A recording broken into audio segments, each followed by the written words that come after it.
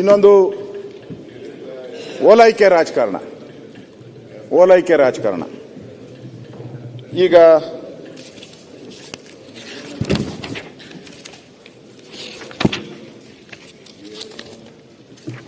Budget ಮಾಡಿದಾಗ ಕೆಲವರು ಕಾಮೆಂಟ್ಗಳು ಮಾಡಿದ್ರು, ಏನೇನೋ ಬೇರೆ ನಾನೇನು ಹೇಳಿಲ್ಲ, ಹಂಗೆ ಹಲಾಲ್ ಬಡ್ಜೆಟ್ಟು ಏನೇನೋ ಬಡ್ಜೆಟ್ಗಳು ಅಂದರು. ಸೊ ತಾವು ಈ ಬಡ್ಜೆಟ್ಟಲ್ಲಿ ಅದೇನು ಪ್ರೀತಿನೋ ಗೊತ್ತಿಲ್ಲ ಅಲ್ಪಸಂಖ್ಯಾತರ ಮೇಲೆ. ಒಕ್ಕಾಸ್ತಿಗೆ ದುರಸ್ತಿಗೆ 150 ಕೋಟಿ ಕೊಟ್ಟಿದ್ದೀರ. ಅಲ್ಪಸಂಖ್ಯಾತರ ಬಡಾವಣೆ ಅಭಿವೃದ್ಧಿಗೆ 1,000 ಕೋಟಿ ಕೊಟ್ಟಿದ್ದೀರ. ಉರ್ದು ಶಾಲೆ ಅಭಿವೃದ್ಧಿಗೆ 100 ಕೋಟಿ ಕೊಟ್ಟಿದ್ದೀರ. ಇಮಾಮ್ಗಳಿಗೆ ಗೌರವಧನ 6,000 ಹೆಚ್ಚಳ ಮಾಡಿದ್ದೀರ. ಮಜೀನ್ಗಳಿಗೆ 5,000 ಹೆಚ್ಚಳ ಮಾಡಿದ್ದೀರ. ಅಲ್ಪಸಂಖ್ಯಾತರ ಸಾಂಸ್ಕೃತಿಕ ಚಟುವಟಿಕೆಯಾಗಿ ಬಯೋಪಯೋಗಿ ಸಭಾಂಗಣಕ್ಕೆ ತಾಲೂಕಿಗೆ 50, ಜಿಲ್ಲೆಗೆ 1 ಕೋಟಿ, ಪ್ರತಿ ತಾಲೂಕು ಜಿಲ್ಲೆಗೆ ಕೊಟ್ಟಿದ್ದೀರ. ಹಜ್ ಭವನ ಹೆಚ್ಚುವರಿ ಕಟ್ಟಡ ಕೊಟ್ಟಿದ್ದೀರ. ಅದೇ ರೀತಿ ಅಲ್ಪಸಂಖ್ಯಾತರು ಹೆಚ್ಚಿರುವ ಕಡೆ ITI ಅಭಿವೃದ್ಧಿಗೆ ಹಣ ಕೊಟ್ಟಿದ್ದೀರ.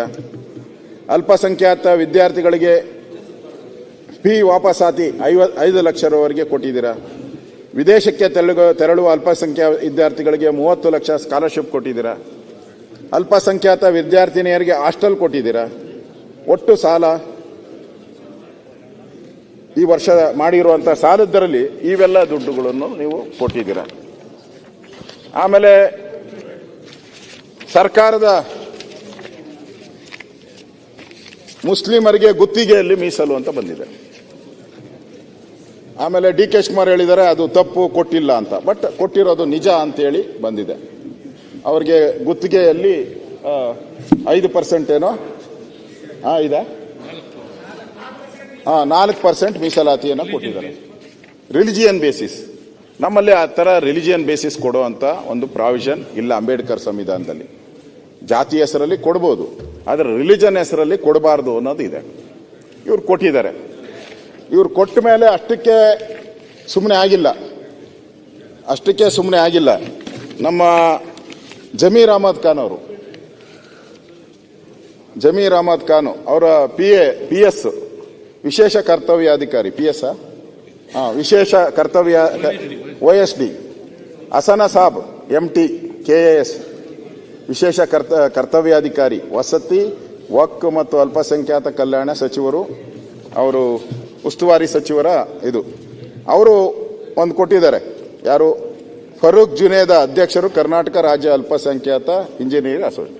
ಅವರು ಇಷ್ಟು ಕೊಟ್ಟಿರೋದನ್ನ ಸಾಲದು ಅಂತೇಳಿ ಅವರು ಈಗ 5% ಸೂಪರ್ ನ್ಯೂಮರಿ ಕೋಟಾದಲ್ಲಿ 5% 7% ಹಾಗೂ ಮುಸ್ಲಿಮರ ಬಾಂಧವ್ಯರ 2B ಮೀಸಲಾತಿಯನ್ನು 10% ಹೆಚ್ಚಿಸುವ ಬಗ್ಗೆ ಮನವಿ ಮಾಡುತ್ತಾರೆ.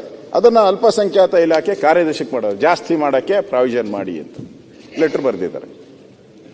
ಅಂದರೆ ಈ ಥರ ಒಂದು ವೋಟ್ಗೋಸ್ಕರ ನೀವು ಯಾವುದಾವುದೋ ಒಂದು ಸಮುದಾಯದ ಪ್ರೇರೇಪಣೆ ಮಾಡ್ತಾ ಹೋಗ್ತಾ ಇದ್ರೆ ಏನಾಗ್ತೈತೆ ಜನ? ನಮ್ಮ ಸಂವಿಧಾನದಲ್ಲಿ ಆ ಥರ ಮಾಡಬಾರ್ದು ಅಂತ ಇದೆ, ನೀವು ಅದನ್ನೇ ಈಗ ಮಾಡ್ತಾ ಇದ್ದೀರಾ. ಅದರಿಂದ ಇವತ್ತು ಓಲೈಕೆ ರಾಜಕಾರಣ ಇದು ಸರಿಯಲ್ಲ ಅನ್ನೋದು. ಈಗ ನೀವು ಹಂಗೆ ಮಾಡಿದ ತಕ್ಷಣವೇ ಅವ್ರ್ಯಾರೋ ಬಡ್ಜೆಟ್ನಲ್ಲಿ ಜೈನ ಸಮುದಾಯಕ್ಕೆ ಕಡೆಗಣನೆ, ಗುಣಾನಂದ ಶ್ರೀ ಸಭೆ ನಡೆಸಿ ಹೋರಾಟದ ಸ್ವರೂಪ ರೂಪರೇಷೆ ಕುರಿತು ನಿರ್ಧಾರ.